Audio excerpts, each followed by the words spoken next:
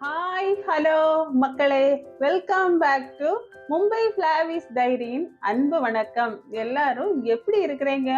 தீபாவளி முடிஞ்சிருச்சு, கிறிஸ்மஸ் முடிஞ்சிருச்சு, பொங்கல் முடிஞ்சிருச்சு. சரி, இனி கொஞ்சம் புது புது சமையலா நம்ம ஆரம்பிக்கலாம்.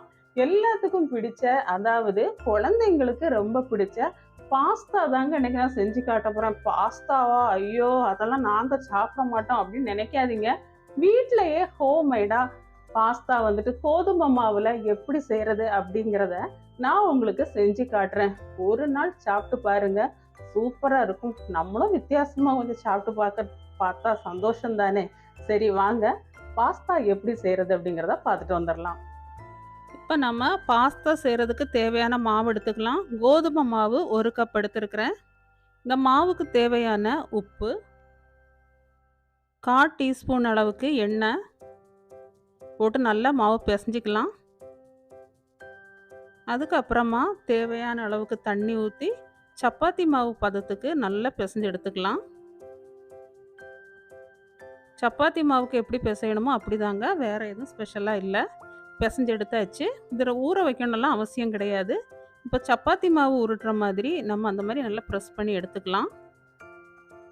இப்போ பாருங்க, இந்த ஒரு பாட்டிலோட மூடியால் ஒவ்வொரு இடமா இந்த மாதிரி நம்ம ஒரு அழுத்தி எடுத்துக்கலாம், ப்ரெஸ் பண்ணி எடுத்துக்கலாம். நம்ம பாஸ்தா பண்ணுறதுக்கு தான் அது பண்ணிகிட்ருக்குறோம். இப்படி எடுத்துட்டு இந்த ஓரத்தில் இருக்கிற மாவெல்லாம் தனியாக நம்ம பிரித்து எடுத்துக்கலாம். இப்படி ஹோம்மேடாக செய்கிறதுக்கு எவ்வளோ நல்லா இருக்குது பாருங்கள். இப்போ பார்த்தீங்களா, வட்ட வட்டமாக நம்ம எடுத்துட்டு, ஆனால் இப்படியே இருந்தால் பார்க்க நல்லா இருக்காது. இதை ஒரு சின்ன டிசைன் கொடுக்குற மாதிரி பாருங்கள், ஒரு இலை மாதிரி பண்ணிடலாம். இப்படி ஒவ்வொரு பீஸாக எடுத்து சைடில் வந்துட்டு இப்படி ப்ரெஸ் பண்ணி கொடுத்துடலாம். பார்க்குறதுக்கே நல்லா இருக்குது பாருங்கள். இப்போ நான் வந்துட்டு மீதம் இருக்கிற மாவெல்லாம் இந்த மாதிரி ரெடி பண்ணி வச்சுருக்கிறேன். தண்ணி ஒரு 2 கப் எடுத்து நல்லா கொதிக்க வச்சுருக்குறேங்க. இந்த பாஸ்தா வேக வைக்கிறதுக்கு தண்ணி நல்லா கொதிச்சிருச்சு. இப்போ நம்ம ஒரு 1/2 டீஸ்பூன் அளவுக்கு எண்ணெய் ஊற்றிக்கலாம். நல்லா கொதித்ததுக்கு அப்புறமாட்டி நம்ம செஞ்சு வச்சுருக்கிற கோதுமை பாஸ்தாவை போட்டுடலாம். ஒரு 3 நிமிஷம் நல்லா வேகட்டும். நான் ஏற்கனவே உப்பு சேர்த்ததுனால இதில் நான் உப்பு சேர்க்கலை. எண்ணெய் அதிகமாக ஊற்றிடாதீங்க. அதிகமாக ஊற்றுனீங்கன்னா கொஞ்சம் வலுவலுன்னு ஆகிடும். 1/4 டீஸ்பூனுக்கு மேலே ஊற்றாதீங்க. இப்போ நல்லா வெந்துருச்சு. இப்போ நான் பாருங்கள், ஒரு ஜலிப்பில் நான் வந்துட்டு போட்டு வச்சுருக்கிறேன்.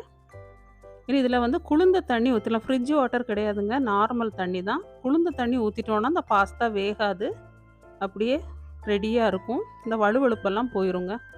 இப்போ நம்ம ஒயிட் சாஸ் ரெடி பண்ணிடலாம். ஒயிட் சாஸுக்கு தேவையானது பார்த்திங்கன்னா 20 கிராம் பட்டர் எடுத்துருக்கிறேன். பட்டர் நல்லா உருகுனதுக்கு அப்புறமா மைதா மாவு வந்துட்டு 1/2 டீஸ்பூன் எடுத்துருக்கிறேன். லோ ஃப்ளேமில் வச்சுக்கோங்க, நல்லா மிக்ஸ் பண்ணி விட்டுருங்க. நல்லா மிக்ஸ் பண்ணதுக்கப்புறம் ஒரு 1/2 லிட்டர் பால் ஊற்றிக்கலாம்.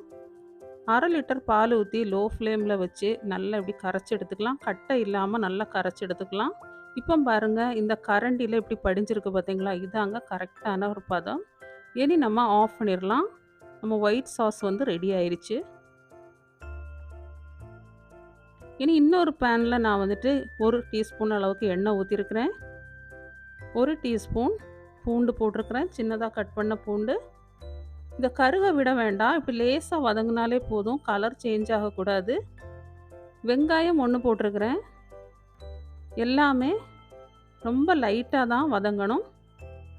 கேரட் வந்து 1 டீஸ்பூன் அளவுக்கு. பச்சை பட்டாணி ஒரு 10 கிராம் வேக வச்சது, ஏற்கனவே வேக வச்சு வச்சுருந்தேன் நான். Capsicum 2 spoon. நல்லா மிக்ஸ் பண்ணி விட்டுறலாம். இப்போ இந்த காய்க்கு தேவையான உப்பு சேர்த்துக்கலாம்.